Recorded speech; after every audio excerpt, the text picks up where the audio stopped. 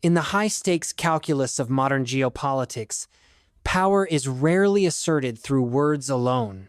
It is projected through posture, through movement, through the silent advance of strategic assets that, though unseen beneath the ocean's surface, cast shadows over entire continents. When President Donald Trump confirmed the deployment of 2 nuclear submarines in response to rising tensions with Russia, it was not merely a statement of positioning. It was a signal, a message, not only to Moscow, but to every capital monitoring the volatile trajectory of United States-Russia relations in the post-treaty, post-diplomatic era of 2025.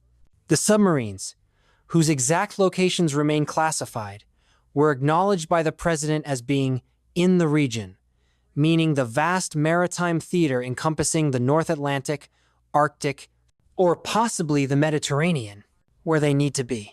This deliberate ambiguity is not a weakness in communication. It is, in fact, a cornerstone of deterrence doctrine.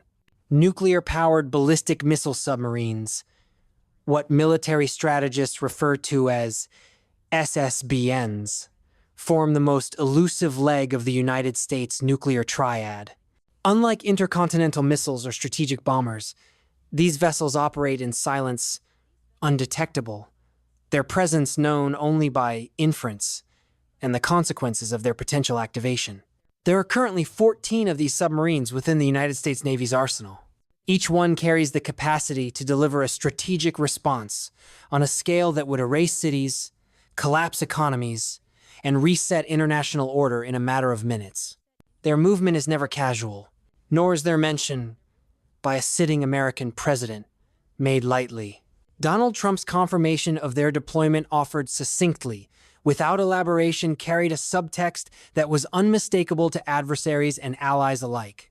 That the United States, under his leadership, would not be coerced into retreat through psychological warfare, nor would it mirror the hesitancy of previous administrations when confronted with nuclear saber rattling. The catalyst for this maneuver came, as expected, not directly from Vladimir Putin, but through the familiar surrogate he has used in previous escalation cycles, Dmitry Medvedev. As the former stand-in president of the Russian Federation during the interval from 2008 to 2012, Medvedev has long served as a proxy voice, a strategic ventriloquist for Kremlin doctrine. His public threats, particularly those invoking the specter of tactical nuclear weapon deployment, are not offhand commentary. They are structured tools of disinformation and pressure. What Medvedev offered this time was not new, but it was timely. A renewed threat of nuclear escalation, directed at the West, broadcast through state channels with the calculated cadence of a warning, but designed, more precisely, to induce paralysis. This tactic has worked before. During the Biden administration, repeated nuclear posturing from Moscow coincided with measurable restraint in United States weapons deliveries to Ukraine. Long-range missile systems were delayed. Advanced armored platforms, including Abrams tanks and F-16 fighter jets, were withheld during critical phases of the conflict. The Kremlin's objective was not just deterrence, it was behavioral manipulation. It worked, for a time, but what Vladimir Putin and his war council underestimated was that psychological warfare, like all strategies, loses potency when it becomes predictable. European allies, particularly frontline states, such as Poland, the Baltic nations, and to a degree, Germany began to interpret Moscow's nuclear threats not as precursors to actual use, but as systematic bluffs, deployed in cycles without kinetic follow-through. And so the bluff was called. It was European pressure, not White House resolve, that eventually shifted United States policy toward more aggressive weapons transfers in late 2023 and into 2024. Donald Trump has absorbed this lesson. And, unlike his predecessor, he has chosen to reverse the psychological equation. By confirming the movement of strategic submarines, he is not telegraphing a willingness to launch. He is establishing the credibility to act. He is neutralizing Russia's primary psychological lever, the threat of tactical escalation, by restoring the strategic ambiguity that had been eroded over the past 3 years. This is not reactionary policy. It is active counterpressure. The timing of this maneuver is also notable. It comes at a moment when Russia is facing internal strain, not on the battlefield per se, but within its economic infrastructure. The war in Ukraine, now entering its 4th calendar year, has extracted enormous costs. Sanctions have weakened the ruble. Inflation is corrosive. Industrial output is fractured by logistical bottlenecks and a declining workforce. And yet, domestic support for the war persists. How is this possible? The answer lies in Russia's internal propaganda architecture and its careful management of political exposure. President Putin does not recruit conscripts from metropolitan regions such as St. Petersburg or Moscow. He draws from the peripheral districts, from rural enclaves in eastern and central Russia, regions insulated from Western media, but fully saturated by Kremlin-controlled narratives. In this version of reality, Russia is not the aggressor. It is the last bulwark against Western cultural and political encroachment. An embattled nation fending off the disintegration of its sovereignty by the global elite. This message is repeated day after day on every channel, in every official publication, and reinforced by financial compensation for war casualties that, by Russian standards, is staggering. Families of dead soldiers receive payouts equivalent to $150,000. This figure, astonishing in the context of Russia's per capita income, not only sustains loyalty, it fuels the war machine with a supply of volunteers from regions whose economic alternatives are already bleak. This is the true nature of hybrid warfare in 2025. It is fought, not just in trenches or missile silos, but in mines, in economies, and in digital channels. And the American response, as embodied in the submarine deployment, is part of a broader shift in strategic philosophy. The question now is not whether the United States will act in defense of its allies or its principles. The question is whether it can recalibrate its instruments of national power to anticipate and counter the unconventional plays of authoritarian adversaries before escalation crosses the irreversible line. The submarines are not a threat. They are a signal, and the world is watching to see who blinks first. The Kremlin's reliance on psychological warfare is neither accidental nor improvisational. It is doctrinal. From the early years of the Cold War, Soviet and later Russian strategists have understood that nuclear weapons, while ultimately designed for mass destruction, serve an equally powerful function as tools of manipulation. The mere suggestion of their use can trigger hesitation, spark public fear, fracture alliances, and tilt decision-making processes within democratic governments. For authoritarian regimes unburdened by legislative oversight or independent media, the advantage lies not in capability alone, but in messaging. What Russia executes today is a modern evolution of the Cold War's most dangerous principle, that uncertainty is leverage. Medvedev's statements, though widely dismissed by Western analysts as bluster, are carefully calibrated within the Russian strategic framework. They reinforce a pattern, one in which every military or diplomatic setback is followed by the insinuation of nuclear escalation. This tactic has multiple objectives. It pressures opposing governments to self-limit. It distracts from battlefield losses, and it reasserts the narrative of Russia as a besieged fortress, cornered by NATO expansionism, with no choice but to defend itself through ultimate means. During the Biden administration, this pattern proved effective. Faced with ongoing threats from Moscow, Washington repeatedly delayed deliveries of long-range precision weapons and imposed restrictions on Ukrainian use of U.S. supplied arms near Russian territory. Publicly, this was framed as caution, a desire to avoid direct confrontation between nuclear powers. Privately, it was seen by both enemies and allies as appeasement.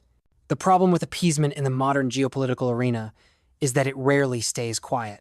It becomes visible, And in the eyes of adversaries, it becomes weakness. The lesson learned by the Trump administration is that ambiguity alone is not sufficient. It must be paired with credibility. That credibility comes not from words, but from action. The deployment of 2 Ohio-class nuclear submarines, acknowledged directly by the president, is the first clear break in psychological posture since the beginning of the Ukraine war. It is a reversal of the logic that once defined American strategy under strategic restraint, a logic which held that visible force projection could be mistaken for provocation.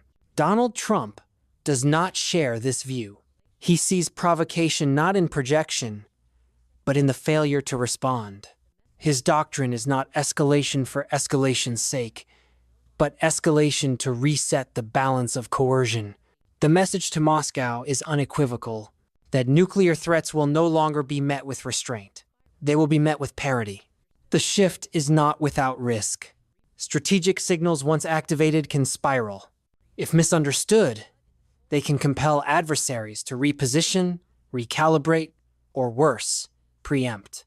But in the cold logic of deterrence, clarity is not the enemy of peace.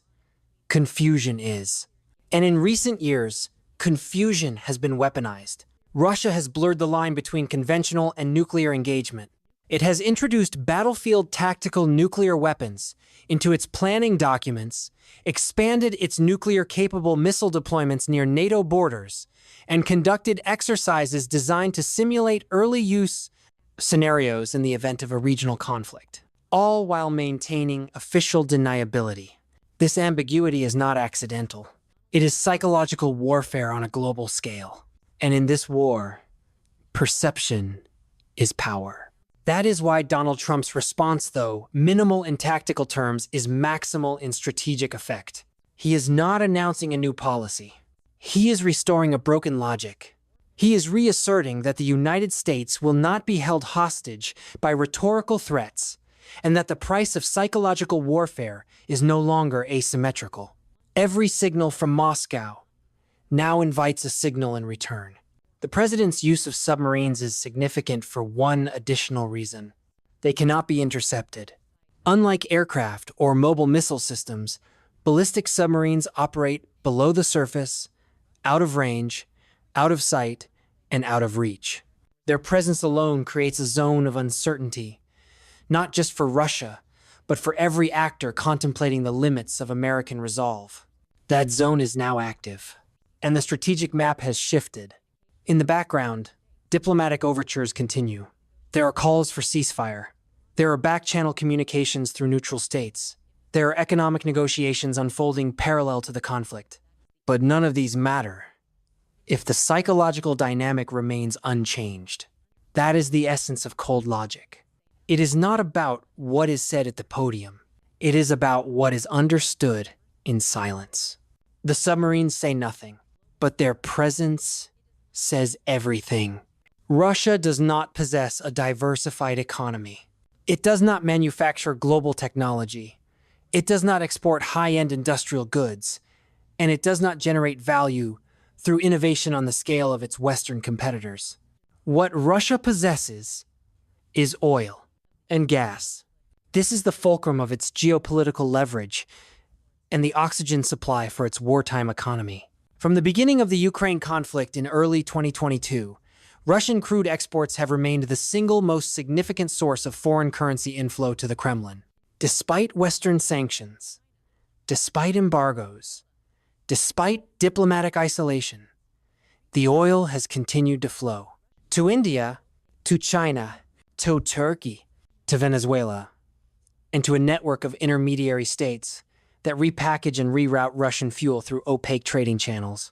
These transactions fund the war. They underwrite the cost of munitions production, pay for military contractor salaries, and provide the reserves necessary to defend the ruble from further collapse. The West has known this since the beginning. But until recently, action has been limited to primary sanctions, focused on Russian banks, state-owned energy firms, and major financial institutions. Primary sanctions are visible. They are politically symbolic, but they are not always decisive, because energy markets are adaptive. When one door closes, another opens. It is within this framework that a new option has emerged, one that had previously been debated, but rarely pursued with full strategic commitment: secondary sanctions. Unlike primary sanctions, which target the sanctioned nation directly, secondary sanctions target third parties. They are designed to penalize countries and corporations that facilitate the sanctioned nation's economic survival, even if they are not directly involved in the war. Under secondary sanctions, a company in India that purchases Russian crude could lose access to the United States banking system. A Chinese insurer underwriting Russian oil tankers could be blacklisted from Western financial networks. A South American refinery processing discounted Russian fuel could see its dollar-based transactions suspended. The mechanism is complex, but the outcome is simple. It raises the cost of cooperation with Russia and forces neutral states to make a choice. President Trump's administration has begun to explore this pathway with increasing intensity. In recent public remarks, the president did not offer threats. He offered an opening. When asked whether Russia could avoid new sanctions, he replied only, "Get a deal where people stop getting killed." It was not a declaration of war. It was an ultimatum. The implication is clear: if diplomacy fails, economic pressure will escalate. The White House's energy team, led in part by Steve Wynkoff, is believed to be drafting proposals that would expand the scope of tariff enforcement, targeting not just Russian exports, but the entire shadow economy that surrounds them. Tariffs, unlike sanctions, are not regulatory. They are economic weapons. They reduce profit margins. They redirect supply chains. And when imposed with precision, they can hollow out the fiscal engine of a war economy without a single bullet being fired. But the challenge is not in policy. It is in execution. China remains Russia's largest energy lifeline. India, despite its strategic partnership with the United States, continues to buy millions of barrels per month. And both countries operate under the logic of transactional geopolitics. They do not see the Ukraine war as their war. They see it as an opportunity, a source of cheap energy, a way to hedge against Western influence while maintaining domestic stability through affordable fuel. To disrupt this equation, President Trump will need to do more than sanction banks or threaten tariffs. He will need to reshape the incentives. The pathway forward is narrow, but it exists. It begins with leverage over access. Access to Western capital, Western markets, Western insurance, and Western technology. And it ends with choice, the forced choice that third-party actors must make when their economic futures collide with their political alignments. Secondary sanctions alone will not break Russia, but they will complicate its partnerships.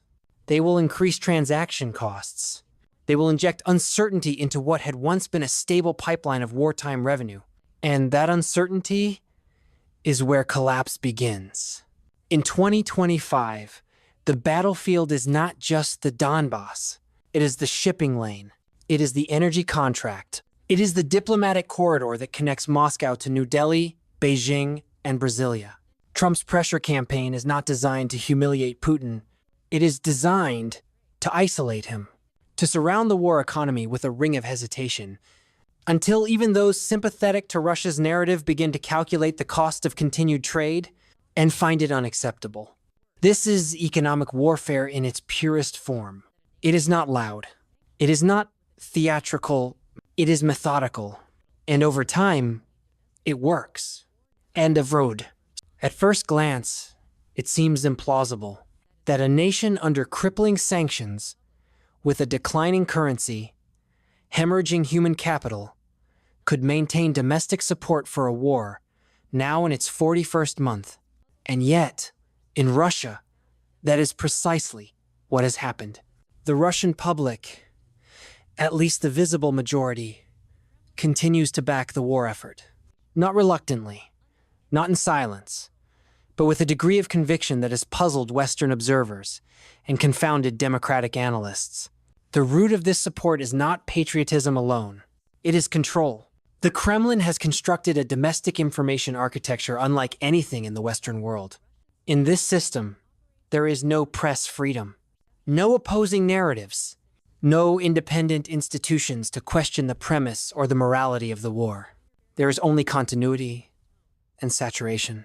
Russian state television operates as the primary conduit of perception for tens of millions of citizens.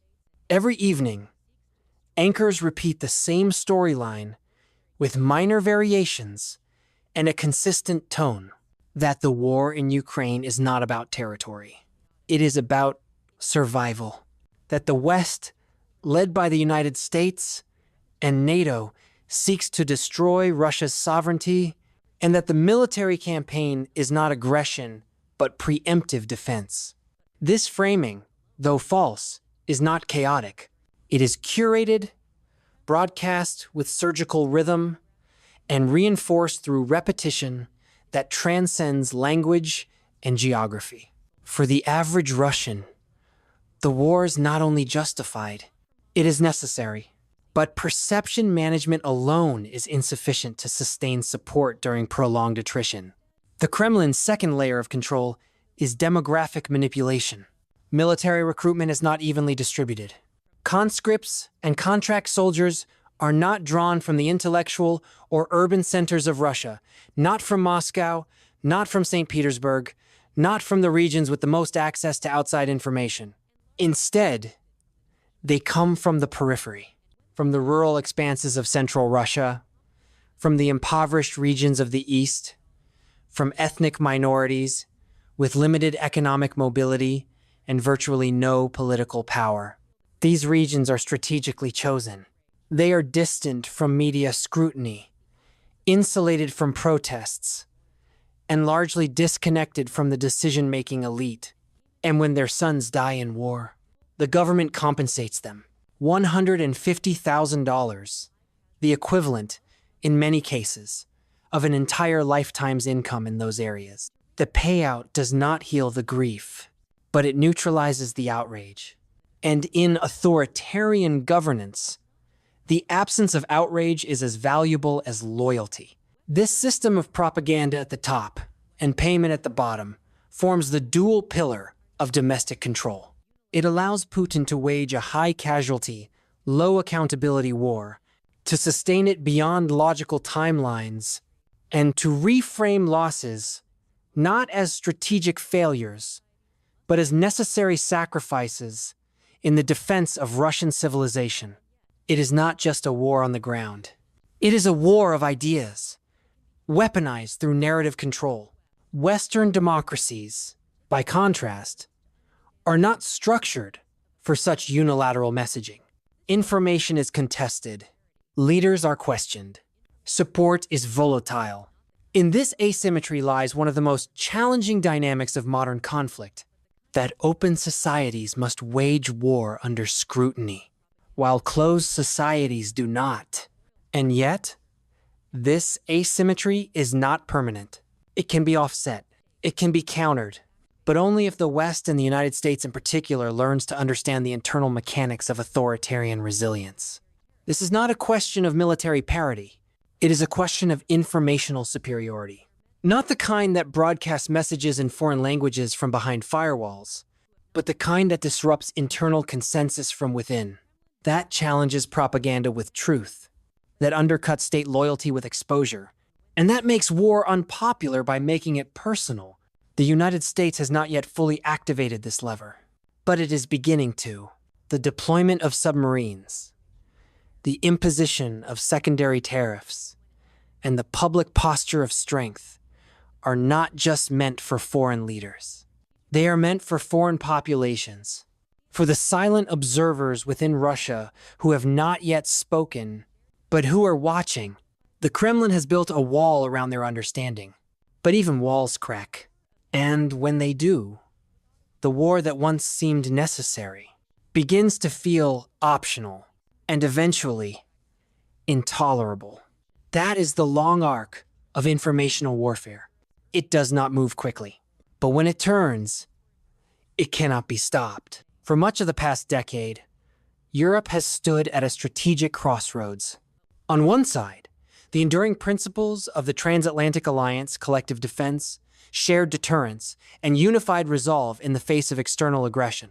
On the other, the lure of economic interdependence with autocratic powers, the fear of escalation, and a quiet belief that peace could be purchased through pragmatism.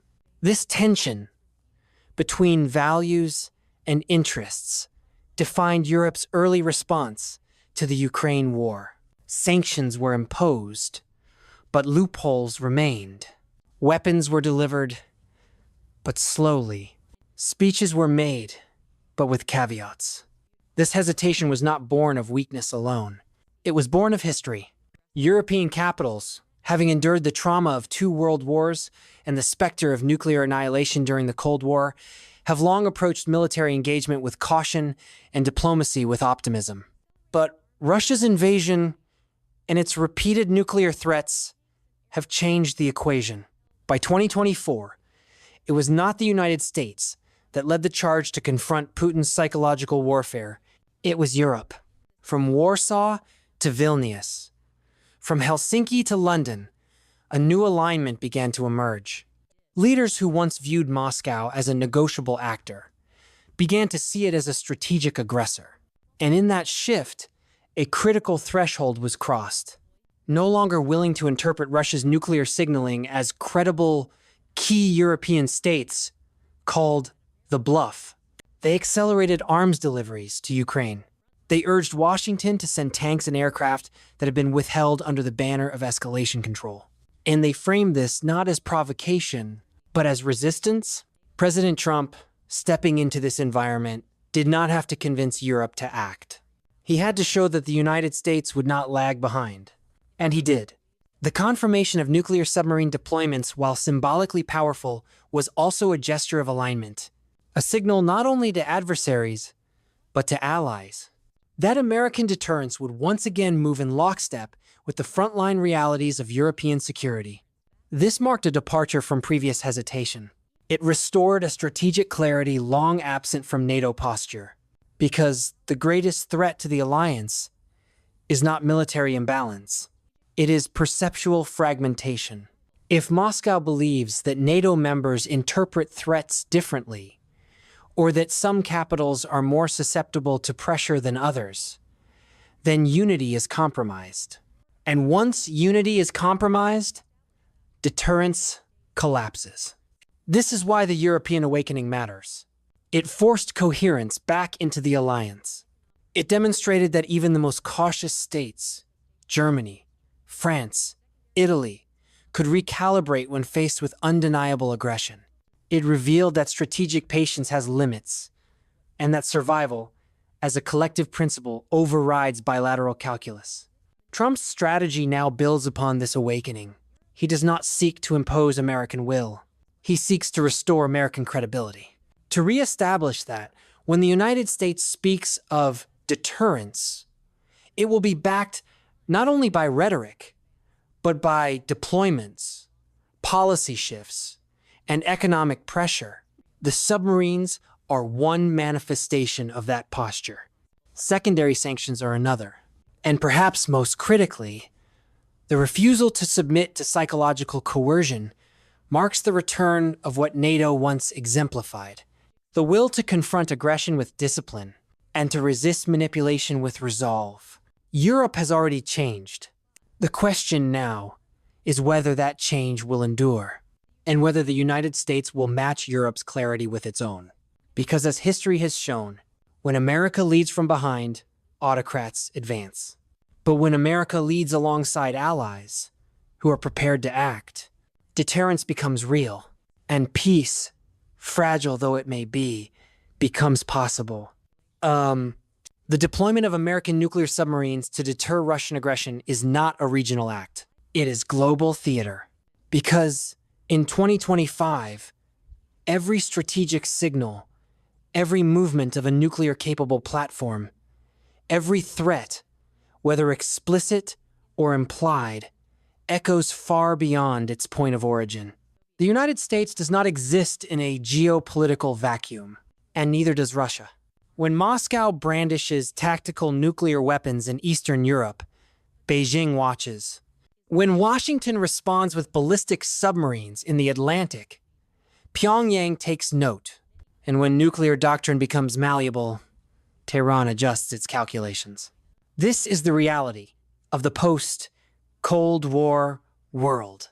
Not unipolar, not bipolar, but fragmented, with multiple states vying for strategic recognition through asymmetric escalation, unconventional threat vectors, and the constant testing of red lines.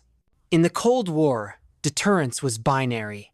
The United States and the Soviet Union maintained a delicate equilibrium built on mutual vulnerability, arms control treaties, and clearly defined strategic communication. But that architecture is gone. Treaties have collapsed. Dialogue has atrophied. And new actors, many unbound by the norms of the past, have entered the nuclear conversation. China, once a reserved and numerically limited nuclear power, is now rapidly expanding its arsenal. It is building hundreds of new silos, fielding dual-use missile systems, and developing its own strategic submarine fleet. Its doctrine remains opaque, but its intent is no longer ambiguous. India and Pakistan remain locked in a fragile standoff, one made more dangerous by the introduction of new delivery platforms and battlefield nuclear options. North Korea, though often dismissed as erratic, now possesses enough fissile material to field dozens of warheads with delivery systems that have proven range and increasing accuracy. And Iran, though not yet nuclear armed, continues to shorten its breakout timeline, using the cover of negotiations to advance centrifuge development and regional proxy warfare. In this environment, the old rules do not apply. The assumption that nuclear weapons would only be used as a last resort has been replaced by doctrines that contemplate early use. Limited use. Even demonstrative use the detonation of a single tactical device as a warning shot in an escalating conflict. Russia pioneered this ambiguity. Its official doctrine includes the use of nuclear weapons in response to existential threats, a definition that it reserves the right to interpret broadly. This gray zone between war and peace, between deterrence and deployment, is the most dangerous terrain in modern geopolitics because it invites miscalculation. It rewards ambiguity, and it punishes hesitation. President Trump's decision to publicly acknowledge the deployment of strategic submarines must be viewed in this context. It is not a challenge to Russia alone.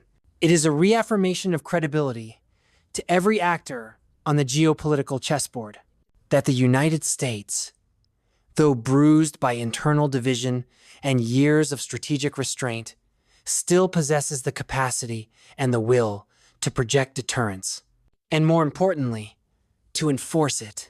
This matters profoundly, because in an age where thresholds blur and doctrine shifts, what stops escalation is not the size of a nation's arsenal, but the clarity of its resolve. The submarines are not simply a tool of defense.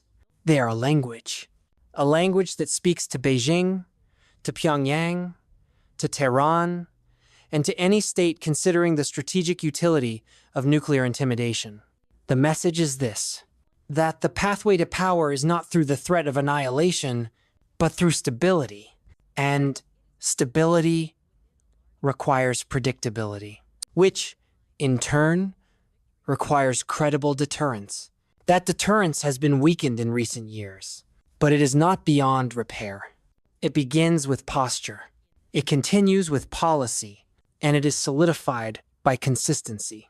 Trump's strategy, in this moment, is not to escalate, but to define the parameters of escalation, to restore the red lines that have faded, and to remind the world that ambiguity, when used as a weapon, will no longer go unchallenged. Because once the norms of nuclear restraint are broken, they are not easily rebuilt. And once thresholds are crossed, history does not rewind. It only accelerates. The deployment of nuclear submarines is not the beginning of a war, nor is it the conclusion of a crisis. It is a move within a larger game. A game defined not by battlefield victories, but by leverage, by signaling, and by the cold calculations of national interest across multiple theaters of power. In this moment, the United States is not simply responding to Russia. It is repositioning itself within the architecture of global influence. For years, that architecture has been eroding. Under the weight of domestic fragmentation, diplomatic fatigue, and economic realignment, American power has appeared reactive rather than strategic. Presidents came and went. Doctrines were announced, then abandoned. Alliances drifted, and adversaries adapted. Beijing moved into Africa. Moscow destabilized Europe's periphery. Tehran exported proxies, and Pyongyang turned defiance into policy. In this vacuum, unpredictability became a currency, but it was wielded only by America's rivals. Until now, President Trump's maneuver, quiet, deliberate, and undeniably strategic, reclaims unpredictability as an American asset. Not erratic behavior, but calculated ambiguity. Not rhetorical volatility, but operational subtlety. By placing nuclear submarines in proximity to conflict without fanfare, and confirming their presence only when asked directly, the president introduced an element of controlled uncertainty. It was not escalation. It was leverage. The kind of leverage that forces adversaries to reassess the cost of aggression, to reconsider assumptions, to slow down. And in the realm of geopolitical deterrence, time is often the most powerful outcome of all. The broader objective is not to trigger confrontation, but to reintroduce a logic of consequence. To remind both allies and rivals that actions have thresholds, that threats have counters, that intimidation has limits. This is not a return to Cold War confrontation. It is a return to Cold War discipline. A discipline grounded in realism, in balance, and in the understanding that peace is not a default condition, it is a product. One manufactured through vigilance, resolve, and the credible threat of reciprocal force. The submarines are not deployed to strike. They are deployed to hold the line, to maintain the equilibrium that deterrence demands, and to reinforce the principle that restraint must be backed by readiness. This logic does not reside in press conferences, or diplomatic summits, or abstract theory. It resides in capability, and in the readiness to use that capability if necessary. This is what separates strategy from spectacle, what separates declarations from doctrine, and what defines American power when exercised through clarity rather than apology. Russia understands this. China watches it closely. Europe welcomes it cautiously, but with increasing confidence.